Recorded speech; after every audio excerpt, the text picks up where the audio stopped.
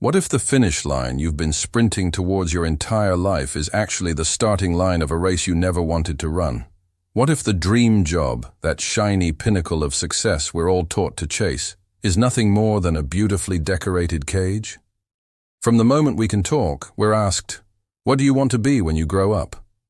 The answer is meant to be a single impressive title: doctor, lawyer, Silicon Valley innovator. Society sells us a very specific blueprint for happiness. Follow the prestigious path, climb the ladder, get the corner office, and you've made it.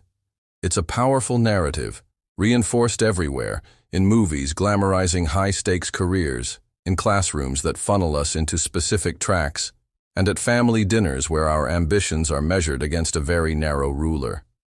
But beneath the glossy surface of these perfect careers, a different story often unfolds, one of burnout, lost identity, and a quiet, gnawing sense of emptiness. We celebrate the success, but we almost never talk about the cost. In this video, we're going to deconstruct the architecture of this trap. We'll explore how the very idea of a dream job seduces us, how our personal aspirations get twisted by the need for external validation, and why focusing on titles and salaries often leaves us feeling hollow. We will dissect the seductive myth of the perfect career to understand its promises, its contradictions, and how to answer the most important question of all.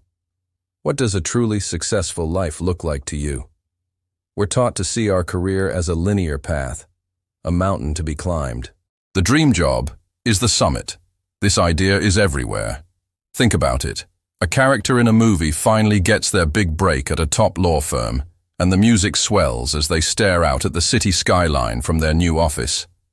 That image is designed to be the happy ending. We are educated to believe that this is the goal. We craft our resumes, tailor our skills, and network relentlessly, all in pursuit of a pre-approved version of success. But here is the critical flaw in that logic. Our definition of that dream is rarely our own. It's a collage of expectations from our parents, pressures from our peers, and ideals fed to us by culture. We start confusing what we genuinely want with what we believe we should want. External validation becomes the real prize. It's the oohs and ahs when you tell someone where you work. It's the silent nod of approval from your family. It's the envy you imagine from old classmates on LinkedIn. This chase for validation leads us directly into the immediate gratification trap. We become obsessed with the symbols of success rather than the substance of our daily work. We fixate on the six-figure salary, the fancy job title, the company perks. These things are tangible. They are easy to show off. But they say nothing about the work itself. They don't tell you if the day-to-day tasks are soul-crushing, if the company culture is toxic, or if the work aligns with your deepest values. We trade long-term fulfillment for a short-term ego boost, choosing the job that looks good over the one that feels right. And by the time we realize the trade we've made, we often feel it's too late to turn back. Most people think of the dream job as the end of the story. It's the penthouse office, the seven-figure bonus, the groundbreaking discovery in the lab. It is, by all cultural accounts, a symbol of ultimate fulfillment. We see it in the triumphant final scenes of movies. We read about it in Forbes profiles of visionary CEOs. We hear it in the proud voices of our parents, boasting about our achievements. The narrative is simple. The climb is hard, but the view from the top is worth it. But if the view is so great, why are so many people at the top so utterly exhausted? If this is the definition of success, why does it so often feel like a failure of the soul? This is the first crack in the facade. The very careers we're taught to covet are reporting unprecedented levels of burnout, anxiety, and depression. What if the exhaustion isn't a side effect of success, but a fundamental feature of the trap itself? What if the story we've been sold isn't an ascent to freedom, but a descent into a very comfortable prison? To understand this, we need to look at it through the lens of a psychological concept called identity fusion. This is what happens when the boundary between who you are and what you do for a living completely dissolves.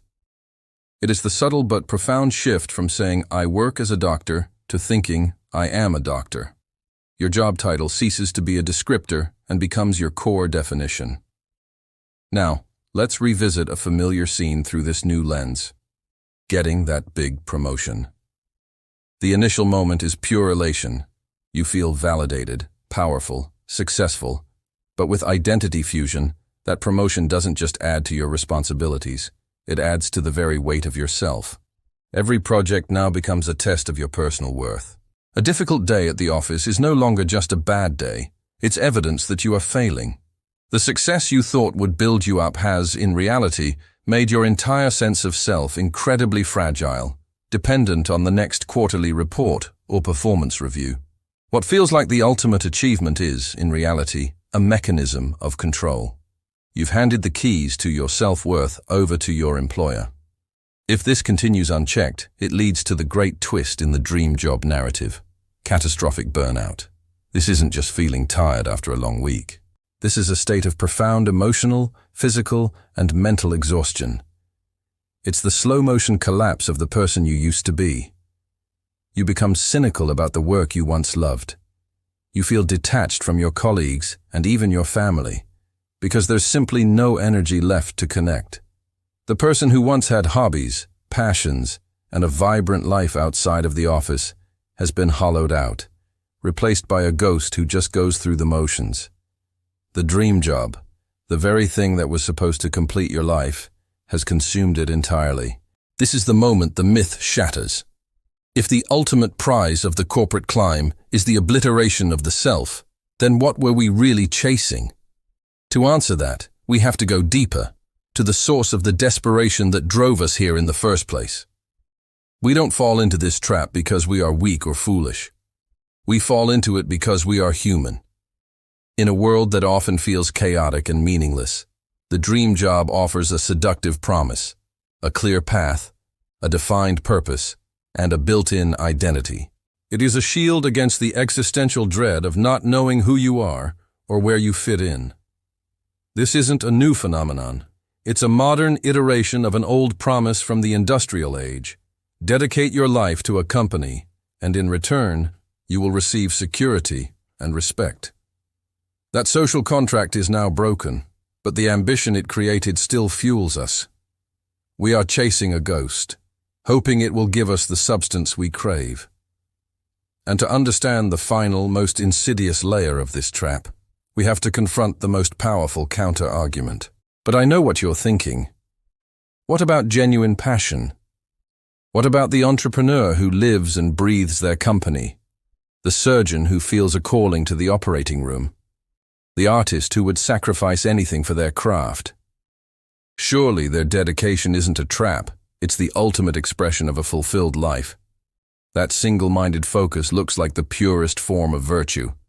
Let's deconstruct that virtue. Through the lens of identity fusion, even this noble passion can become the most beautiful and dangerous part of the cage. When your work is your entire life, it becomes a convenient excuse to avoid the rest of it. The relentless pursuit of a professional mission allows you to sidestep the difficult, messy, and often more important work of building relationships, cultivating a community, or simply sitting with yourself in quiet stillness. Your passion isn't just your purpose, it's your hiding place. And so, we arrive at the most painful truth. Even your greatest virtue can be in service of your deepest fear. The profound love for your work becomes the very thing that prevents you from building a profound life. So, let's assemble the mosaic. We are sold a blueprint for a dream job. We chase it, and in the process we fuse our identity to our professional title. This makes us fragile, and the relentless pressure hollows us out from the inside until we reach burnout. Even our genuine passion becomes a gilded cage, protecting us from a more complete and balanced existence. The final breaking point rarely comes with a bang. It's a quiet, cold realization in the dead of night, staring at a screen, that the price of this dream has been everything else. It's the moment you understand the machine that has been driving you.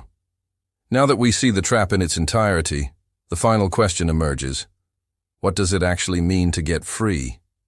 The answer is not just about changing jobs. It's about changing your entire definition of a life well lived. And that changes everything.